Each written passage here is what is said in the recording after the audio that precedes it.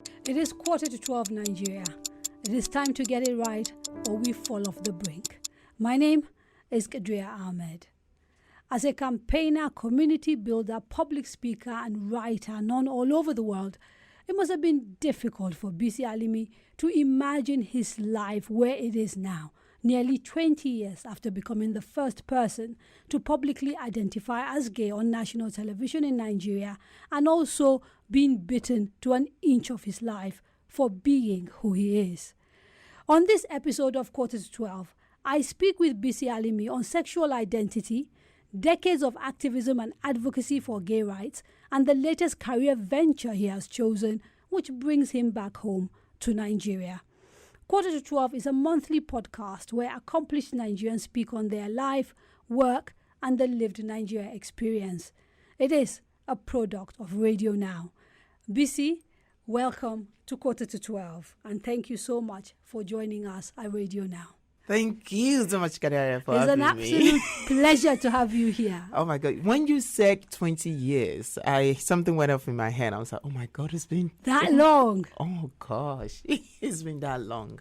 So let's start right there. 20 years ago, when you were going through what was essentially hell as a gay man in a place that is largely homophobic, did you ever think that a time would come where you are in this space, comfortable with who you are, open about who you are, and actually also campaigning and advocating for the rights of other gay people like yourself?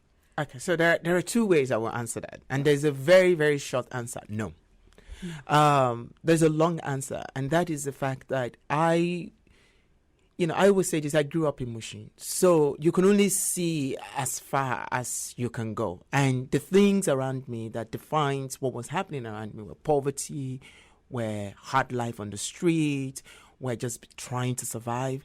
So seeing myself in the position that I am now, I have no idea I would ever have opportunities to be where I've been. So they say life comes at you really fast. Mm-hmm. Mine has been really, really fast. And for everything and for everyone that has played a role in that, I'm forever grateful. Now, I imagine that when you are a minority in a place that has been designed to constantly tell you how wrong you are and how what you are is fundamentally a problem, some of the things you must have heard would have been things like, you can't go far this way. If you do this, your life is over. This is not a way to live. And to then have that same thing, which is sort of central to your identity, become the reason that you're now global. How does that make you feel? Oh, God. Grateful, honestly. Because, again, I love the way that you framed that, you see this adversity and you see it in your life. Or you have been told it is adversity. Yes. I've been told, I've been cultured, I've been formed, I've been socialized to think that it is. And you are trying to survive every day because you don't know what is going to happen to you tomorrow. And you can't see that there is a big opportunity out there for you because you are defined by this very thing, this very tiny little thing that shouldn't even define who you are. Which is just one aspect of who you are, right? Exactly. And then you just turn it into your whole being, because it then defines how you walk, how you talk, how you read, how you do everything, how you try to discover the world. And then you don't know people like you outside of your own premise.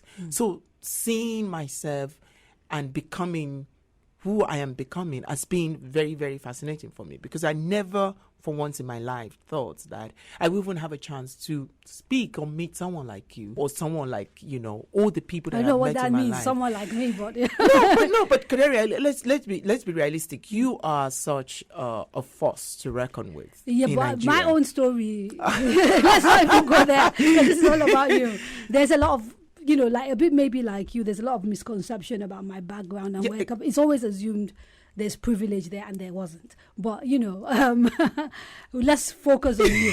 I mean, when you look back at how you grew up, like I said, and everything, would you say things have changed for gay young men in Nigeria, vis-a-vis the sort of upbringing that you had, the life that you had? Is life better for gay young men in Nigeria? I don't think better is the word that I'm going to use, because it's also it depends on who you're asking that question to. Right. So to the gays in Lekki, VI, and Ikoyi that have the opportunity to hop on a flight and go to London or New York or Paris and have fun, they don't care. But to the gays in Ikorodu, in Igondo, life is still hard. But one thing, though, that I think is changing is increased visibility that we didn't have when we were young, maybe because of social media. So there was no social media. There was no other way for us to express ourselves. You go online now and you use an hashtag like hashtag gay Nigeria, and you will see this amount of young people that are free and open and expressing themselves and having very strong conversation. You go on Twitter, there's actually a Nigerian gay Twitter that exists. And you look back and say, gosh, I wish I had this when I was growing up. Because the conversation is not just about we're queer and we're here. The conversation is about, I have a business idea, or who can fund my business idea, or how can I get a scholarship to a university, or what do I do with my life? It's changing. And for me, I feel so much joy in my heart because I'm seeing that the conversation is moving away from victimhood. It's still there, but it's moving to a process of liberation. People are taking charge of their lives. Exactly. And there's a recognition that we live in Nigeria, and so what? Right. We can do better. We can be better. And we're not going to allow this setting to define how far we can go. Right. Now, there are those that would say part of the reason that has happened, obviously technology has helped, but people like you have also put yourselves on the line, advocates like yourself, campaigners like yourself. What has that journey been like? Talk me through the point at which you decided, I'm no longer going to be a victim. I'm going to not just take charge of my life, but actually start to also advocate for other people who are like me. Yeah, thank you for that question. I remember I gave a talk at New York Public Library about I'm no more a victim. And that really meant a lot to me. Because I remember that, between 2002 and 2004, it was such a very difficult period in my life. I'd lost my best friend to AIDS, and we were very young. I was very confused. I had no idea what was going on. And there was a part of me that also felt that, I might as well have been infected. And the images that we were seeing, the stories that people were telling us, they were very horrific. They were like horror film, like, zombie thing. And I'm like, if indeed I've contracted this virus, I am going to die like this guy. And I look back, I was in my early 20s. I was in the university. I was studying theater arts then. And then the opportunity to go into acting came. And I was doing a series on Galaxy Television. And then there was that push, and a journalist was trying to blackmail me, and all of this was going on. And then I came out. When you say blackmail, what do you mean? They knew you were gay? They knew I was gay. They had... So that time I was in a romantic relationship with someone who is not a Nigerian, but who is quite famous within the media space here. And they've seen us together at events. And I don't even know. And they had images. So what were they going to, literally what, demanding money? Yeah, they were demanding money. Wow. But not just money. They were asking for information about someone. Right. And that's someone that was very close to me. And I wasn't going to do anything about that. And he said they were going to publish the story.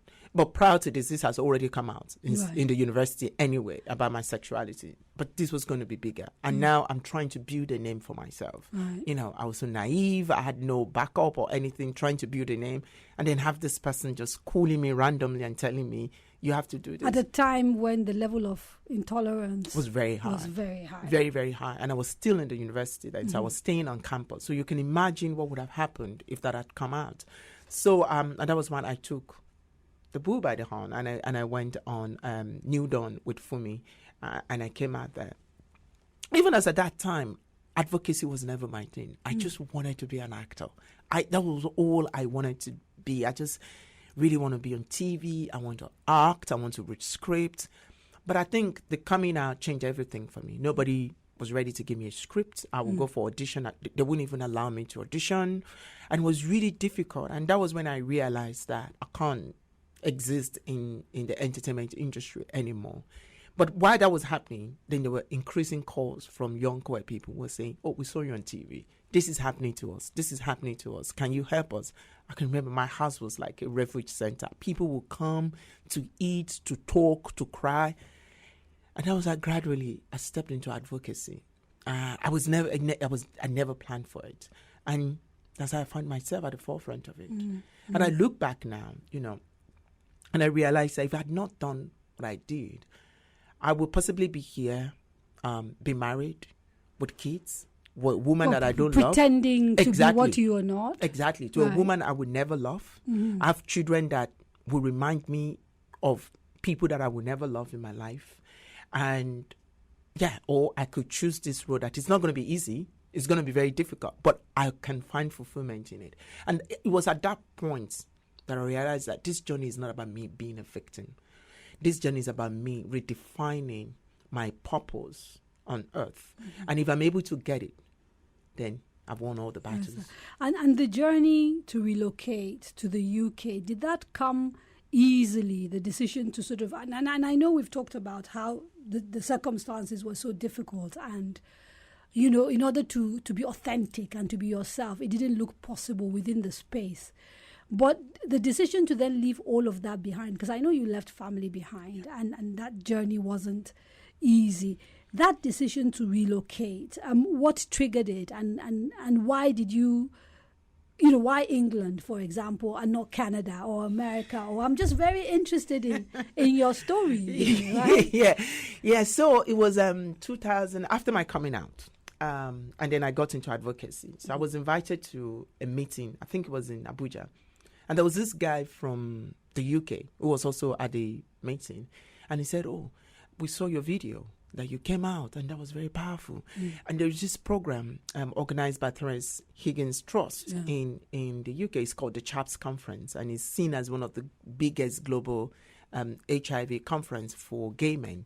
And he said, I would love to invite you to come and share your story at the conference. I was like, oh, I've never traveled out of Nigeria. I never aspired to travel out of Nigeria. Because you just didn't think it was possible. It's not possible. Where will I get the money from? Who do I know? I don't know anyone. And so this guy just walked around it. And I found myself in London in 2007, March of 2007. March 3rd was the first time a plane took me outside of Nigeria. Right. And I got to London. It was like, gosh, this world is different from the one I know in Mushin. This is beautiful.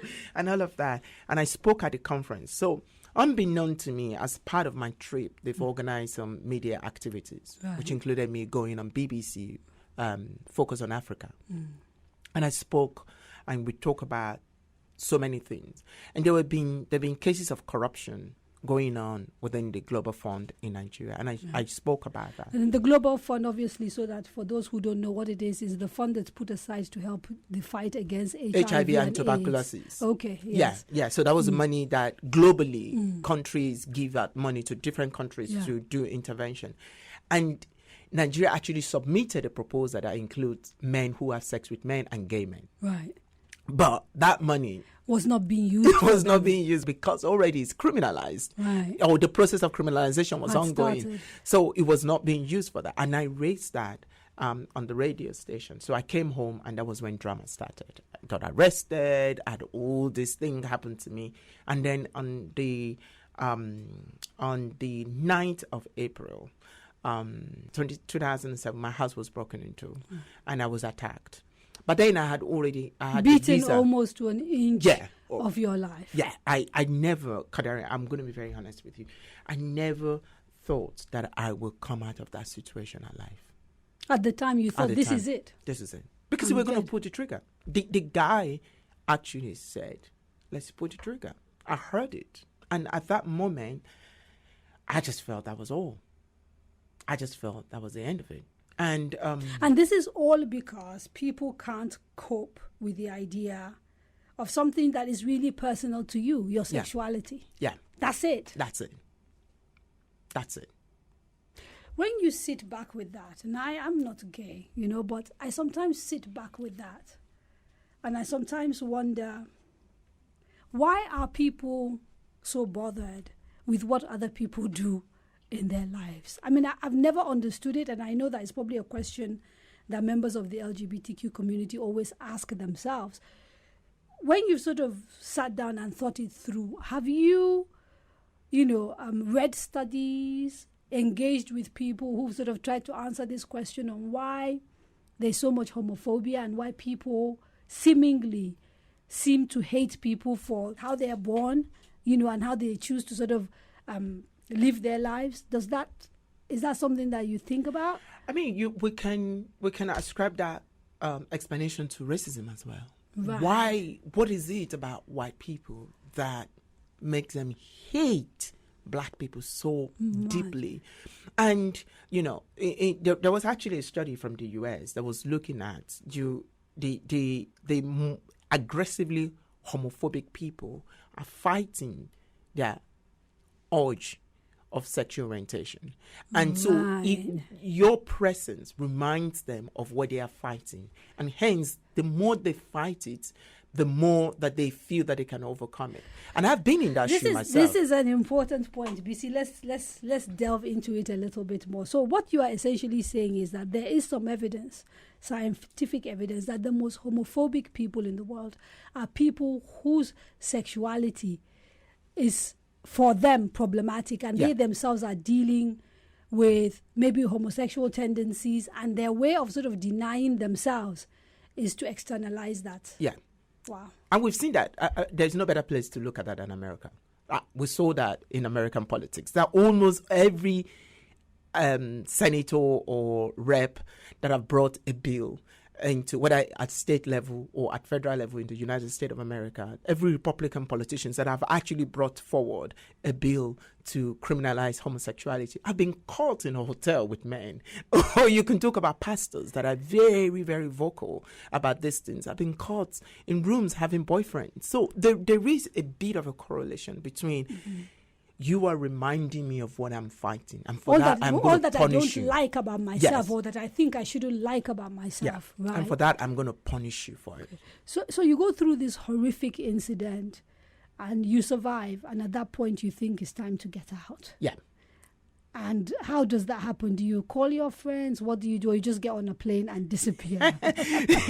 So it was very interesting because the night I was attacked, I got blood all over me, and I went to the clinic. I was living in Jakonde Estate in Solo then. So I went to the clinic, and the clinic, it was around 1:30, 2 a.m. And the clinic was like, no, we can't treat you. You have to go get police reports before we can treat you. So I went to the police and... Hurt and bloody. You're in being underwear. pushed. Just in underwear. Right. And there's a police station just outside of the gate. So I hop on a bike. And they took me there.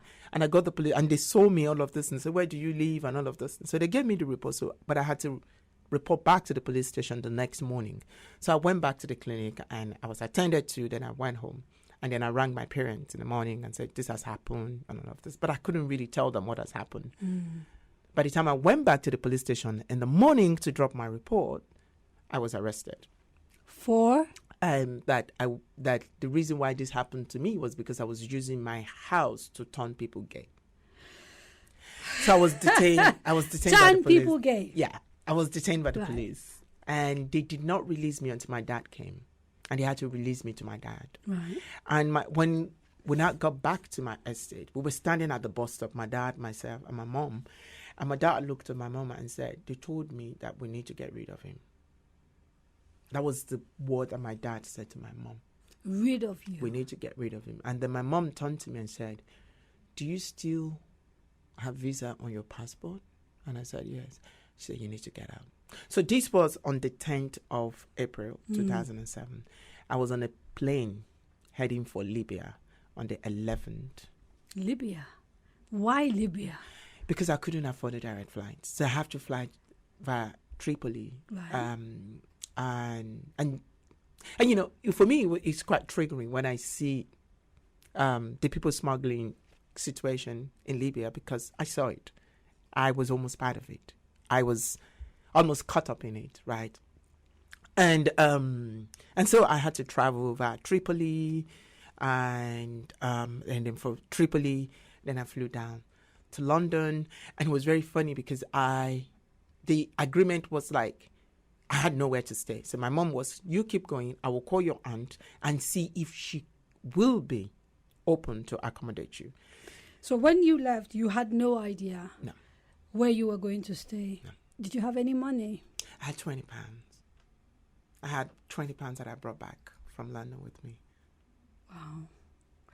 Okay, so you land in the UK, £20 in your pocket, and then what? I made a call at the airport to call my aunt because, when I landed, I called Lagos to get my aunt's number.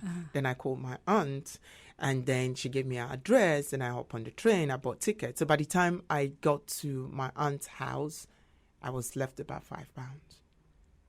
I was just...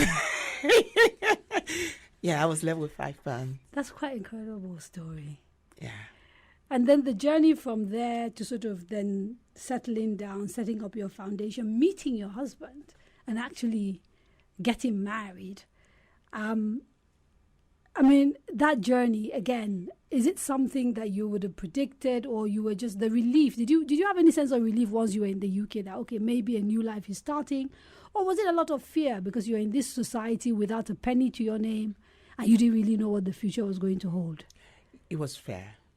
It was fear. And I'll tell you why it was, it was hard. Because my aunt is a reverend. Right. She's a reverend. Right. She's a very, strong Christian. Right. And she knew about my coming out. So the moment I landed, the first thing she said before she opened the door to me is, don't think you can come and turn my house gay.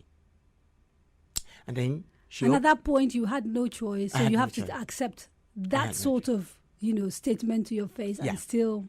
Right. I was still trying to get over what happened to me about 48 hours before, finding myself here and going through Libya, and all of those things were still going on. And that was the first thing she said to me. And then she asked me to come in. She showed me my room, and she said, Fridays we go to night vigil, we pray in the morning. She just gave me all of these rules. And then I have a very close friend in London, so I reached out and was like, don't worry, we're going to get you a job. And I said, how can I get a job? I don't have papers. So it was like, don't worry, we'll do something about it. He was actually the first ray of hope that came to me, right? He was able to, he did whatever he had to do, and I got a job at Topshop, and I was working on the shop floor. And then met somebody, fell in love. And this is not for me to tell sad stories because so many exciting things happened to me. Fell in love with someone, and then I moved down to Southeast London and we were living together. And 6 months later, he died, just like that. Just unexpectedly. Unexpectedly, he died. And his family came and they said, we don't know you. Get out. Get out. So I ended up on the street because I can't go back to my aunt's house. Right. So I was sleeping rough on the street. I had my bag with me. I would move my bag around. Sometimes I would sleep. And it was my first winter in the UK. This happened in December. And sometimes my cousin would say, come and stay at mine because my parents are not around. Sometimes I'll go to gay clubs. I'll meet people. They would be nice. And they was like, come over, and I will go over. So I can have one bed. I can have a bath. I can eat breakfast. And then on the street again. I got back on the street again. Sometimes just walking around. Just walking around. And that was so much for me that... How long did you sleep rough? It happened to me 3 times. Right, so you would sort of the first be time on the streets, then get yourself sorted. And then back on the street. Something will go back wrong and you... But the first time I spent 3 weeks in Lewisham Hospital, in the mental institution. And That's what I was about to ask. How did you avoid despair and mental illness and all the things that sort of tend to come with that? You didn't, did you? I didn't. I ended up in I was actually sectioned. Right. I was sectioned and I was locked up. I was locked up for 2 weeks, of which 4 days I was chained to my bed. And what was the fear that you were going to harm yourself? Yeah, because I'd already attempted. I attempted suicide. Right. And I was pumped. Right. And so they had to restrain me and put me there. I did it. They let me go. Then a few days later they brought me back, and that was when my GP sanctioned me and said she doesn't trust that I can take care of myself. and there was no family to go to. So they couldn't trace me to anyone in the UK. So I had friends, but there was no family. And I think if my best friend who we went to secondary school together and went to university together, he lives in the UK now, and he came to see me at the hospital, who happens to be a Muslim, and was like the most amazing human being I've ever met in my life. He just sat down with me, held my hand, and he said, you know, you're stronger than this. You're going to get through this. And if anything happens, or if anyone says anything about you, ask yourself, what will Hakim say? And you know, I will never judge you. And that for me was just really, really, really powerful. And he was there for me all through. And I came out of that, you know. It was between December and January. And I went to claim asylum. And I got my refugee status. And from there, that was another big thing that happened. Because once you have your papers, then you can actually work, earn properly, not be hiding from police, not running and everything. So we're almost talking 20 years ago, like I said. And you're back in Nigeria now. I know you've come and gone since then, but this particular trip is special because you're coming back to almost set up here and to do certain important things. Not that what you were doing before were not important, but there's a way in which you're coming back to your roots to also reestablish roots. What are you doing in Nigeria now? Tell me about, you know, this journey, and why is it slightly different from other times when you've visited, come and gone? Yeah, so now we're setting up Zahane, which is a Haramic word for elephant. Right. And for me, I feel like diversity, inclusion, equity, and corporate social responsibility is a big elephant in the room, in the corporate world, not just in Nigeria, but across Africa. And I feel like somebody needs to bring it. Somebody needs to create the consciousness for us to let us know that there are issues here. Why are we still agitating for women representation on board of companies, right? I just don't understand. We're in 2022. We don't have enough female senators or House of Rep. And I think that these things are deeply rooted in our fear, our socialization, our conditioning. And if we can take it one step at a time, not trying to judge anyone or not trying to condemn anyone, but see the benefit this holds for all of us and why it's important. So let's delve a little bit further into that, because sometimes when you talk about inclusion, people don't get it. They don't understand why someone like me is sort of so gung-ho on female inclusion. They don't understand why, you know, we believe that the LGBTQ community deserve a place at the table and a voice. Why does it matter? Okay, so let me give an illustration. You have a board that is full of middle-aged or older men, black men, Nigerian men. And there have been issues around childcare. And these are men that are just fathers. They work and they drop money and they go. They don't understand. That's their idea of parenting. Yeah, but that's how they were brought up. That's exactly. What they were meant and that's to believe. That's what men down. do, yes. Exactly. So, and they want to talk about childcare. And there's no way they will talk about childcare outside of what they know. Drop money. Wife will take care of. But imagine you putting a woman at that table who understands from experience the intricacies of childcare. Of working and raising children. Exactly. And she's able to say, while your ideas are great and they're brilliant, let's start from maybe we can have, we can have parental leave. So the men that are working in this company can take maybe 3 to 6 weeks off so that they can also be with their child. And what that means is that the woman can return to work early so that she's not losing out in promotion. And the other thing is maybe... But before we even go into... So here there is like almost an assumption that one has made the case for why women should be at work. There are some really conservative people who, as far as they are concerned, the roles are clearly defined. And the way they see it, women should actually be at home, raise children, men should work and bring in the butter. And they're quite, hard on men who don't, that kind of thing. Yeah. So from their point of view, those are the things that should matter. And no matter how much you say to them, once you start talking about maternity, paternity leave, they will tell you, well, that whole thing is wrong in the first place. The only reason we're even having a conversation is because you are allowing women in the workforce when they should be at home raising children. Why should women work? Women should work because women have a right to earn money. Right? Women have a right. Women have the brain capacity. They have the intellectual capacity. They are human beings like men. They have to work. And I think that, and we know, right, that the ability to earn money, right, helps our mental health, right?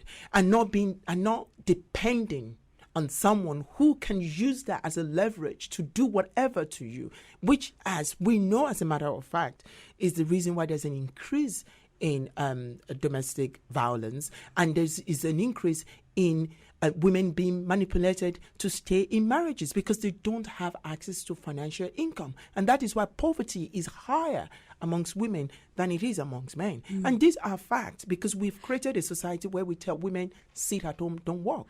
Okay, and I understand the benefits of inclusion for, say, individuals, but what are the benefits of inclusion for wider society? Is there a benefit? Company makes more money. Oh, really? Is it proven? No, company will make more money because this is the thing. If there are diverse people at the table, there are diverse opinions, diverse realities, diverse experiences. So you're catering for more people within your community. But you're also having different ideas that you've never thought about before now, because somebody is lived through a certain idea. They can say, oh, if you use that word, maybe it won't go well. Let's use this word. And different ideas. So you're saying the creativity is more within diverse companies. And in the society, that filters into society, because then you have people who can aspire, who can dream, who are not limited to the stereotypes. So you see a girl from the north who can see herself as being anything that she wants to be and not just somebody's wife. And that, for me, is the most powerful thing, because we're going to create a society, a country, and we're going to be a people that are not limited by whatever it is that we are or by whoever it is that we are, but we see way beyond what is possible because we have a society that is telling us, dream, because you can be at this table. You don't need to sit on the floor. There is a chair for you at this table, and you will take it. Come take it. Right. And so this business that you're setting up is designed to sort of educate corporates.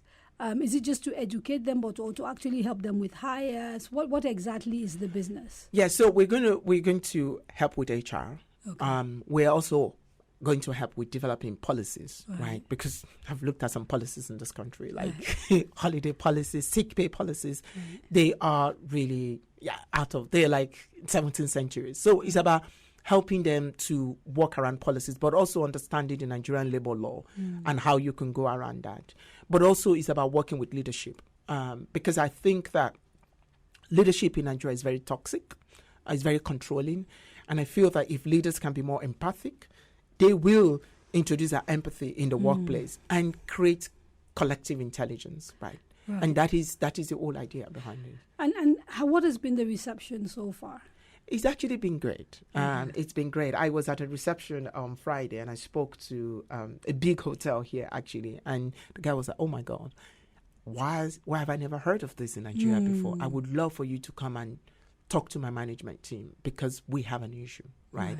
And through the foundation, I've done workplace diversity training program for so many companies, and we're seeing the result. And I just wanted to make clear, this is the first time I'm doing something that does not have LGBT in it. It's not an LGBT organization. It is. I understand, but obviously when you talk diversity, you can't exclude the LGBT community. When you're talking diversity. Because, no. It's part of it. Yes. It's completely part of it. But what you're saying is that's not the focus. The focus is diversity in all its ramifications, whether it's gender, whether it's disability, whether it's class, identity, whether it's class, whether it's sexual orientation, all of it, all in this big diversity box. So does that mean you're coming to sort of live fully back in Nigeria, and we're going to get the benefit of your company a little bit more, or what does that mean? No, I'm not going to be living in Nigeria. I'm going to be going and coming back. Right. That's what I'll be doing. You'll be the first to know we are in the process of becoming parents. Oh Lord, we have an exclusive. Oh, that is amazing. So Congratulations. Thank you Oh, so wow. much. Thank you so much. So we're in the process of becoming parents very soon, before the end of this year. Wow. So that means that I can't really be fully here. So I'll be going back and forth. Yeah. Right. But you will spend a lot of time Yeah, I'll because of spend a this lot of new time, business. Now, I have to take you up on this because, you know, I went through, we're friends, so I know you slightly better than other people, but in preparing for this, we sort of trawled the internet again to just remind myself of some of the things. And I noticed, for example, something that I hadn't noticed before, that, you know, you describe yourself as the angelic troublemaker, which I kind of know, but you also talk about you as a serial failure. Now, that is just so far removed from how I think of you. And even, I'm sure those that have been listening now to sort of your story, it's a story of actually success, of rising up, of overcoming, and all of that. Why do you call yourself a serial failure, Bisi? Because I've failed many times. So the success that you see behind that has been series of failure. Right. And I've been called out on this many times. And I always say this, right? For you to be a serial failure is because you always try. Right. People that don't try don't win.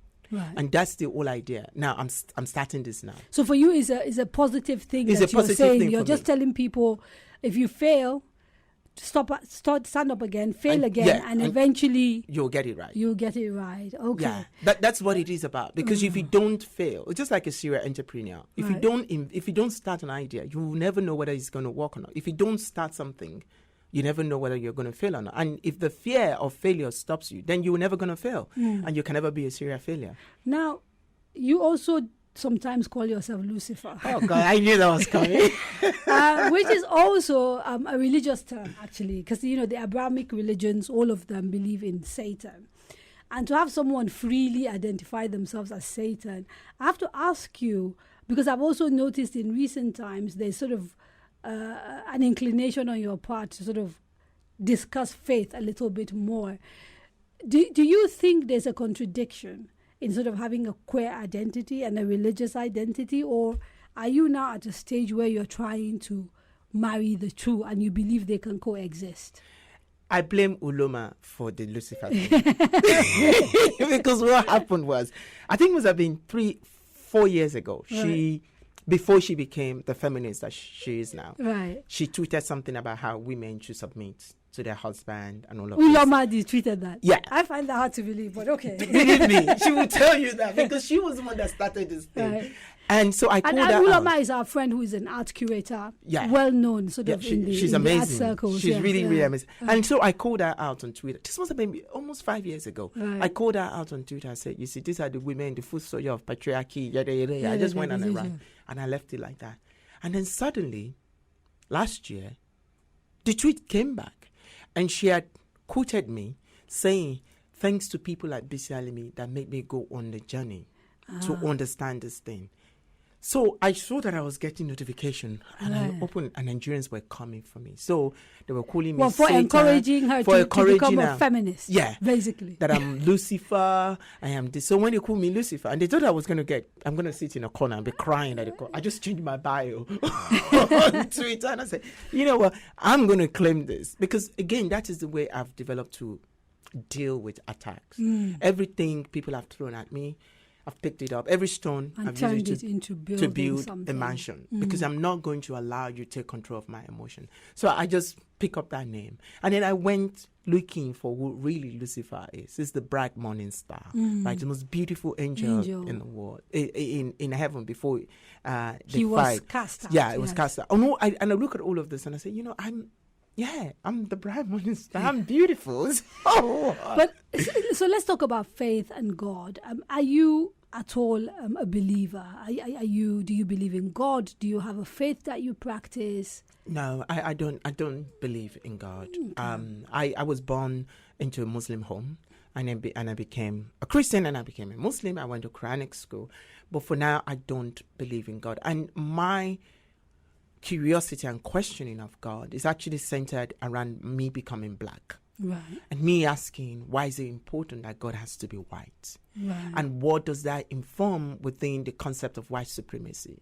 And so I started asking those questions within the fact that... I mean, this literally speaks to your transition from living in a community, so dealing with homophobia, and then traveling to a sort of country that is European, and then dealing with homophobia and racism at the same time. That sort of duality of,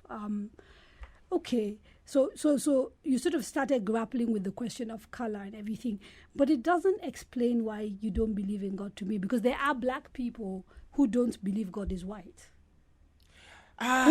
Who think of God in terms of colorless and, omnipotent, having everything, being everything, is duality, is everything really. And from that, manifestations happen. I mean, depending on whether you talk to Buddhists, whether you talk to sort of Christians, Muslims, within those schools, there are sort of different variations, and people tend to find what sits well with them and hold on to it. I take it that journey is not for you. No, because the understanding of the religion that I had was very, very set in stone, very extreme. Very traditional. Yeah, and then having to deal with being queer and where am I in the Bible or in the Quran. I couldn't find myself. And then going to the UK and trying to understand the concept of race and the politics of race and the ideology behind it and the justification of slavery. All of these things I was trying to understand. And it keeps coming back to Abrahamic religion. The justification of enslavement of my people keeps coming back to the fact that God is white and allows white people to enslave black people. And there is a justification for it, for racism, for all of this. And I felt like if there is a God, maybe he wasn't created for me or I wasn't created for him. But also I took something off from my first day in university when Professor Bodioson, who's late now, told us at our induction that man created God. Men created God in their own image. God did not create man in his own image. And having traveled around the world and seen different Buddhas, seen different traditions and how the gods look like the people that are indigenous to those areas, then I realized that unless I find an epiphany to go on a discovery of something else, I don't think I can take religion in the way that it is now. Right. And so the question is, oftentimes people tend to equate religion with morality and the belief that goodness sort of comes from a place of faith. I've had arguments with people who believe that there can't be morality without God, and that religion is sort of the basis of all the sort of positive things that we can do as people, and that when people don't have that faith, it is unlikely that they will be good and nice and gentle and take care of each other. Where do you stand when it comes to that question? I think the best answer to that question is from the quote from Desmond Tutu of late. He said, "I've never seen such hate as a Christian hate." Right. And when you look at faith and morality and the censoring of people that are considered as other, then you will see that there is no relationship between this love that religion is preaching compared to what religion is. So if you don't... So what they say and what they do is completely different. And you cannot... But there are those who would argue that that has nothing to do with... But the religion itself is the people who practice it and distort it. But that's the reason why women can still not be a pope in the Catholic Church. You cannot remove these things from what it is. That is why a woman cannot lead a call to prayer in the Islamic faith. So we can keep saying that it is not like that. And I think this argument that you're bringing up comes a lot from, the liberals within these religious settings who themselves are I want to hold on to, I want to hold on to my religion, right. But I do know there are challenges, and I'm not like all of these people. And I keep saying you cannot say you're not like all of these people when it is written in the text that define your faith, and it doesn't add up. But can people be good that are atheists? Yes, and atheists are bad people as well, and the atheists are homophobic as well, because there is a thing that people think. So what are you? I'm nothing. Because that's the thing. People idea, want me to be something, and I don't. But want no, but to be if you anything. think about, if you do a process of elimination, you don't believe in God. But that's what atheists are, people who don't believe in God. And so people will be justified in calling you that name, no? Well, well, that is in the text, right? When we look at dictionary, this. Yeah. But again, I'm not seeing organized atheist movement. And I was like, what is this? There's a culture that sort of is associated with all of these terms within which you don't fit in. Yeah. I don't fit into going to a group of atheists and sit down, read rule books and see how you're supposed to behave, because that's not my life. Okay. Let's talk about your other identity as we prepare to wrap up what has, I think, been a great conversation. The issue of queerness beyond sexual identity, often part of the criticism that we hear when it comes to queer people is that they allow their sexual identity to literally define everything about them. And yet they don't want other people to do that, right? So we had the conversation a bit earlier today where you talked about one small part of your life, identity, but part of it is that actually people insist the reason why that is the case is that queer people do latch on to their identity as queer people and kind of allow that to define everything about them. What are your thoughts regarding that? I don't really think that is true. And the reason I said that is when you have been told over and over and over and over again that you're not good, and people are amplifying something that is really small about you, it becomes an issue for you, because then you see the world through that. You're conscious of everything happening around you. There's that consciousness of, oh, if I walk like this, will people notice I'm like that? And then you're more likely to go towards where you feel is safe. The gathering that you feel is safe, the creative space. So you go into fashion, you go into catering, you go into acting, you go into singing, because you just realize that, that space is safe for you.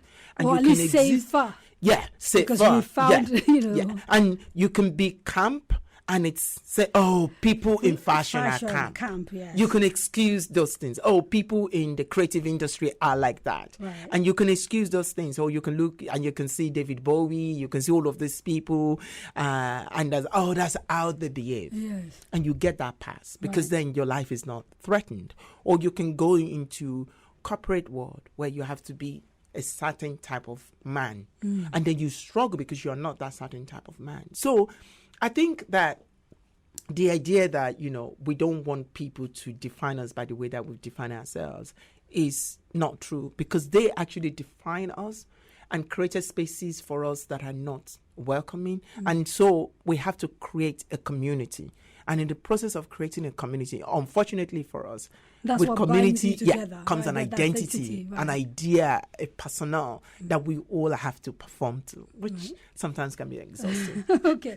Now, one of the Bisi Alimi Foundation's missions was always that you were going to try and fight the institutionalization of homophobia through laws, and the basically demonization of members of the LGBT community. How is that fight going, particularly in relation to Nigeria, where, these things have been put into law as illegal? Yeah, when I was young, I always wanted to fight. Now that I'm old, I realize I don't have see, how old are you? Please, You keep talking about old. To fight anymore. I think very much for me now, it's about conversation. Right. It's about engagement. Lobbying. That's what I want to start doing. Education. Yeah, exactly. And connecting with people's vulnerability, because everybody has their own point of vulnerability. Right. And something that the society hates them for lack of a better word. Yeah. And if we all can connect, we can see that we all have the same blood. So you use those vulnerabilities as a point of entry for conversation? Not in a negative way. No, I understand. So that you try to get them to understand what it's to like. Connect. To connect with one another. And it's been how's working. that going? It's working, because when I have conversation with people and they share their stories with me and I share mine with them, and there is this moment of, so there's nothing really different about you. And I say, yes, because there's nothing really different about you. Yeah, we all want to have a house. We all want to eat. We all want to have money in our bank account. We want to go on holiday. We all want to fall in love. We want somebody to look at us and say we're beautiful, we're worthy, and life is good. that's what we want, and we're going to grow and we're going to die and life will go on because that's who we are. And you can do that, or you can spend your life trying to tell people how you want them to live their life when you don't even know how you're going to live yours. So for someone who is sort of big on inclusion and all of that, and you know, if I look at sort of my life as a feminist, I've always believed that men can be feminists. And I would like to think that a lot of my friends are feminists. So I find it very surprising when I read stuff from you saying, for example, that you do not believe men can be feminists. Why? Because men can't be feminists. Because men are cultured to be sexist, right? And so... But when we talk about feminist men, aren't we talking about men who've transcended... No, man can. Who transcend? Let me finish. Who transcend their conditioning, much in the same way that we are cultured to be homophobic, and some of us sort of educate ourselves and transcend it. You're saying you can't see men. You transcend the consciousness, right, but you can't transcend the unconscious. Right. And that is, the unconscious is what matters. And I will end with this short story. I always tell people why I wrote that article. I went to join a gym. A woman personal trainer walked up to me. She gave me her card. So, do you want me to be your personal trainer? I looked at her and I had a second thought. And I walked out, and while I was walking out, I was like, no, I'm not going to come to this gym full of men crying iron and all of these things and be bossed around by a woman. I'm going to be ashamed of myself. This is me that was calling myself a feminist, right? And it was on my way home, I realized, wait a minute. What did you just do? I didn't say it to her. Yes, I know, but you said it to yourself. I said it to myself. And it was that process of asking myself this question and seeing the implication of the fact that, okay, she's charging me £50 per session. That's £50 per session she will not earn if I go to a man. And that man is already overbooked because everybody is going to that man because he's a man. Right. And this is why this woman will not have a job. And you did not even give her a chance to see whether she had the capacity. No. And this is me that say I'm a feminist man. So I had to deal with that unconscious bias that I was dealing with, that I was not aware that it is there. And I think it's a journey. And for men to be able to get to a point to realize that this is a constant journey. You cannot get there. And getting there is becoming a feminist. That is the end of the race. I believe my father was a feminist. No, I'm serious, because he raised us all up. And I think some of it is evident, to never think of ourselves as less and to believe that we can do everything as long as we work hard and put our mind to it and all of that.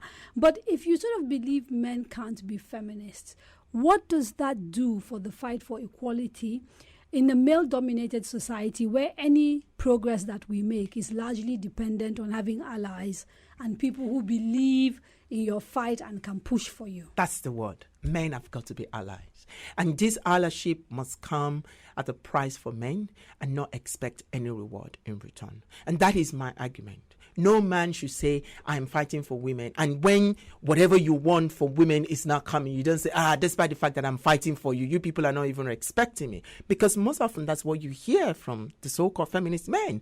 They still have this sense of entitlement. So they tell you, as feminist movement, as a woman, oh, don't speak like this, because if you speak like that, you will offend men. Who says that you cannot speak? Because you're the one that is facing the challenges, and you should be able to express yourself. Isn't that the sort of similar thing that you've just said about you're not young anymore, so you don't fight?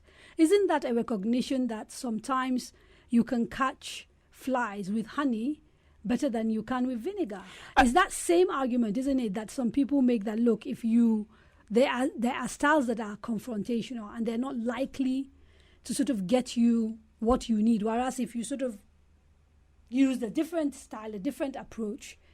So why is it okay for you to do that when it comes to sort of LGBTQ issues, but you're saying that a man who says to a feminist doing this instead of doing that is wrong? So my argument of saying men are not feminists is not actually an attack. It's for me to take men on a journey to say, wait a minute, am I truly a feminist? Because when you forcing them to be considered. Yeah, when you read the article, I put it out that because you can never overcome the unconscious. Right. And I say feminism is the goal. It's like when you're running, is the trophy that you win. Yeah. And can you sit back as a man and ask yourself, You've been given this trophy.